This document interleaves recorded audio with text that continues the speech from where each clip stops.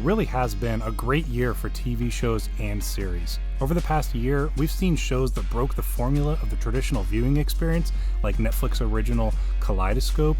We saw new original takes on familiar properties and franchises like Star Wars Visions Season 2 and My Adventures with Superman on HBO Max.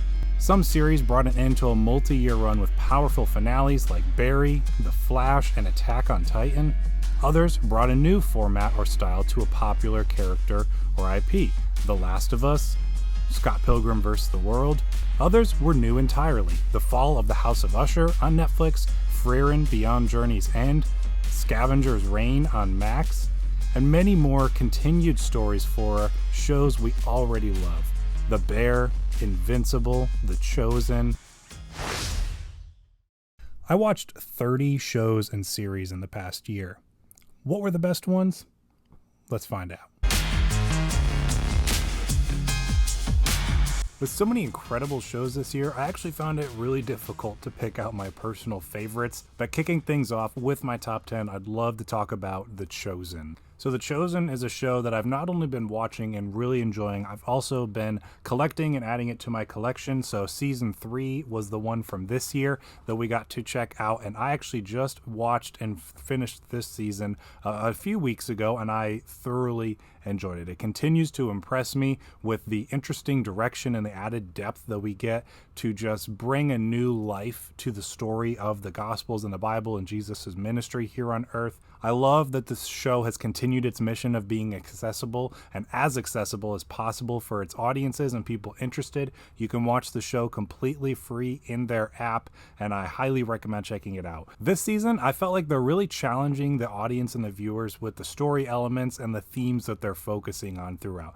I think every episode this season I was moved to tears by, and that's a testament to how great the storytelling is and the impact that it's having on me. So this is easily one of my favorite shows of the year. I'm glad I actually went and checked it out because I was a little bit behind, but having watched it now, I continue to love and be impressed by everything this show's doing. I give The Chosen Season 3 a 9 out of 10. Next, we have the first anime on this list, and I've been getting into anime a lot this past year, and one of the ones that was my absolute favorite new ones for this year is Zom 100 Bucket List of the Dead. This show was really eye-opening to me of kind of the culture of the average working man in Japan. Episode 1 is probably one of the best episode 1s of a TV show that I've seen in a while.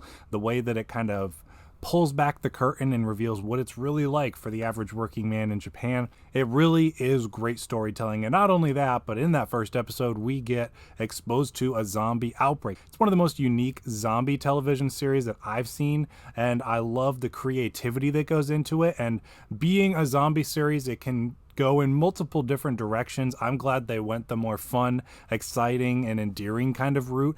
All of the characters are really great in this one. Getting to see the arc of someone who is so downtrodden and depressed from their current working job that something like a zombie outbreak, it brings new life and new perspective and hope to their life. That's a really interesting premise, and the show does a great job throughout walking you through all of that and how it affects this guy. So easily one of my favorite shows of the year. It's so colorful, it's so unique, and I can't recommend it enough. I gave Zom 100 Bucket List of the Dead a 9 out of 10. Next, we have Loki. Now, Loki is what I would say now is probably the best MCU show we've gotten so far. I used to be a WandaVision guy saying that was my absolute favorite, but seeing as they've kind of dropped the ball and not addressed much of what WandaVision did and just kind of swept it under the rug, Loki takes that place. I think everything that they set up from season 1, they just went into season 2 guns blazing, and I think they did a fantastic job bringing the Loki character into a new arc and an interesting direction for him as he hops all around the multiverse in an effort to save it from collapsing on itself. The growth and development this character goes through is really, really interesting and really impactful throughout this one. And not only that, we get new additions to the cast like Ki Hui Kwan. The show itself is really great, very excellent writing, very great performances all around. And I'm so happy that we finally have a good, really good MCU show to look up to, and hopefully this is setting a precedent for the MCU shows going forwards. I gave Loki Season 2 another 9 out of 10. Next, we have one of the most unique and original series I've ever seen, and that is Mac's original Scavengers Rain. Now, from the animation to the world design to the world building, all of the characters being so deeply genuine and human in their personalities, their personas, their desires, their mistakes, their fears, all of these things encompassing them felt so authentic to what real people would do in a situation where they are stranded on a very mysterious, dark, alien planet. The ecosystem and creatures throughout this world amazed me every single episode. The level of depth that they went into for the weirdness of these creatures and the plants and just like I said, the entire ecosystem that fills this planet is endlessly interesting. I'm really hoping we can get a season 2 for this one. I'd really like to see where it goes next, as they kind of left things pretty open-ended. It wasn't necessarily a cliffhanger, but they didn't resolve a whole lot either. So I would love to see this world further explored in another season. If you have not checked this one out and you're into sci-fi stuff like maybe Ex Machina or Annihilation, Blade Runner 2049, that kind of dark, mature sci-fi, you got to check out Scavengers Rain. This is another one I gave a 9 out of 10. Next, we have another Apple original, Silo. This is another one that I found one of the most interesting shows from this past year. It stars Rebecca Ferguson as Juliet, this woman who works as an engineer in the silo, and due to circumstances, she is elected the new sheriff of this silo. It's kind of a post-apocalyptic where this entire society lives in this old missile silo, and there's all this interesting mystery to it all of what's actually going on, what's actually taking place, what information is being controlled in certain ways that we're led to believe certain things. It's so interesting. One of the most interesting mysteries that I got to experience this year in a show. Rebecca Ferguson is fantastic. She's one of my favorite actors working today, and she's really, really great in this role. Definitely one of my favorite performances of hers.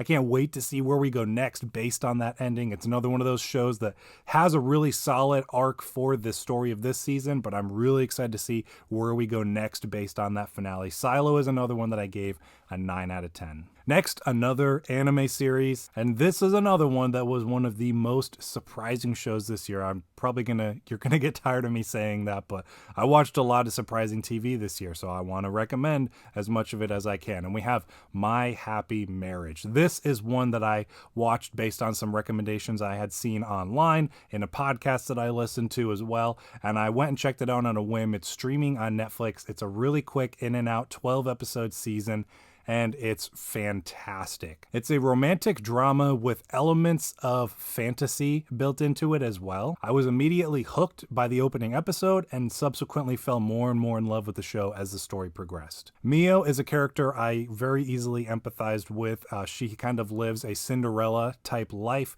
where she has an evil stepmother and stepsister. Her father doesn't really care for her, and she's forced into this arranged marriage with a man who just can't find a wife because of his personality and people not understanding him. And so they are brought into this arranged marriage together and are actually finding each other, finding themselves, and falling in love over this time. So I'm not normally a romantic drama kind of person, but this story I found so compelling and so powerful and endearing. Their personalities go together so well, and just watching them build this friendship that turns into romantic interest is so entertaining and fun to watch. So if you have not checked this one out yet, it's definitely one of my highest recommendations for the year. It's another one I gave a 9 out of 10. Next, another animated series. This one's not anime, though. We have the Prime original, Invincible Season 2, Part 1. Based on where we left off in Season 1, this is not the direction I expected this series to go, storytelling-wise, but I am all here for it. Within 1 to 2 episodes, I was totally on board with what they were exploring, what they were delving into with the characters, and the effects that the first season's events had on this world are so interesting. They're doing some really interesting stuff with Omni-Man's character that I did not expect for a while, but I'm really, really looking forward to seeing further continued. And then just getting to see Mark's internal struggles after those events that took place in the first season with his father, Omni-Man. It's so compelling and so tough to watch because of what he's dealing with, but it's so powerful in the way that he still strives to be. And so It's probably one of my favorite shows on TV right now.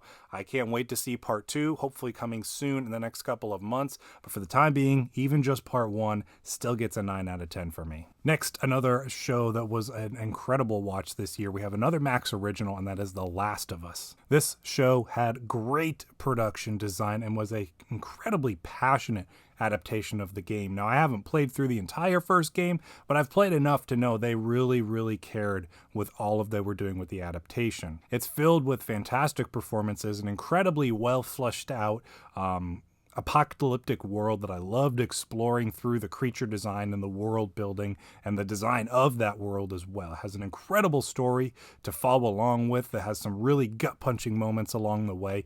This probably would have been a 10 out of 10 for me were it not for the one episode that just totally deterred from the rest of the story. I felt like that was kind of a wasted episode, but aside from that, this is a nearly perfect series. I can't wait to see where season 2 goes. So The Last of Us season 1 has a 9 out of 10. Wrapping up the final 3, we have season 2 of Vinland Saga. Now, I love season 1 of Vinland Saga, and season 2 went in a very different direction from season 1. There's almost no action throughout. It is very personal, character-based development. And once I found out that's kind of what they were doing and we started moving along that journey, I loved it. I thought it was so impactful, so powerful. The journey that Thorfinn is going on is one of my favorite character arcs I might have ever seen in a TV show. I absolutely love it. If maybe you dipped off of this one because you missed all the action in the first one, they really know what they're doing with the story on this, and it truly shows. So give this one another chance if you passed it up first time around, because the story is incredible, and where we set off going into season 3, I can't wait to see what comes next. I gave Vinland Saga Season 2 a 10 out of 10. Next, we have the show The Bear Season 2. The Bear is arguably my favorite show on TV right now. I think the writing is absolutely incredible. The direction is fantastic. The cinematography throughout is jaw-dropping. I absolutely love it. And this is another one where I was totally subverted in my expectations of where we were going in Season 2.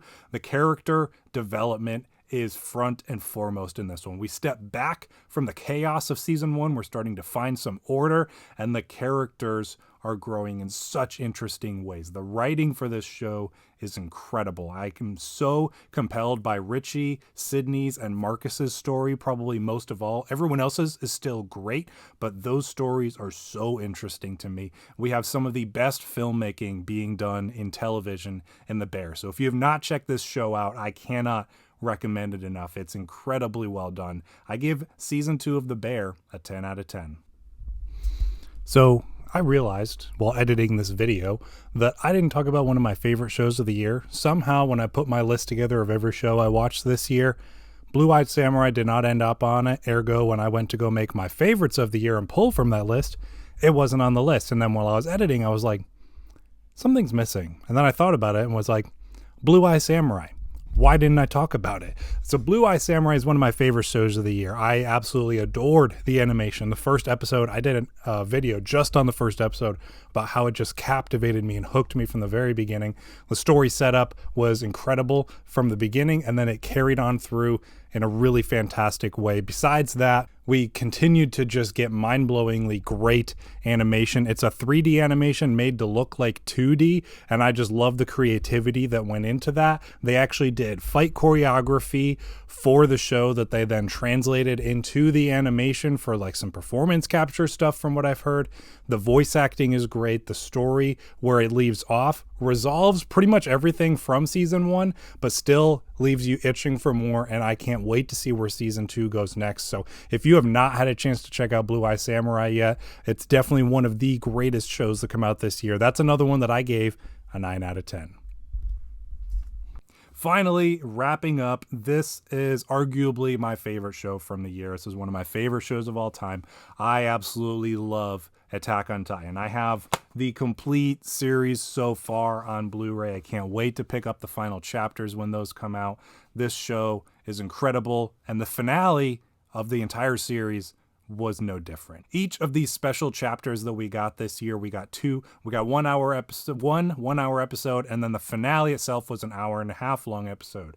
Both were incredible. I was so moved by the serious stakes and the way that it was all executed. The character development throughout this show has been some of my favorites, and the way they wrapped up so many different characters and so many different stories is flawless. It is not the ending I expected. It is not a go-lucky, happy fairy tale ending. It is very somber, very sobering, but it's exactly what we deserved based on the rest of this show. And I think it was all done perfectly. It's one of the greatest shows ever made. Between the action, the story development, the characters, all of it is just a step above the rest. I gave Attack on Titan, the final season, the final chapters 1 and 2, a 10 out of 10. So that concludes my favorite shows from this year. Hopefully you enjoyed this video and enjoyed going through my list. I would love to hear yours in the comments down below, so let me know some of your favorite shows from this past year. Thank you for sticking around to the end.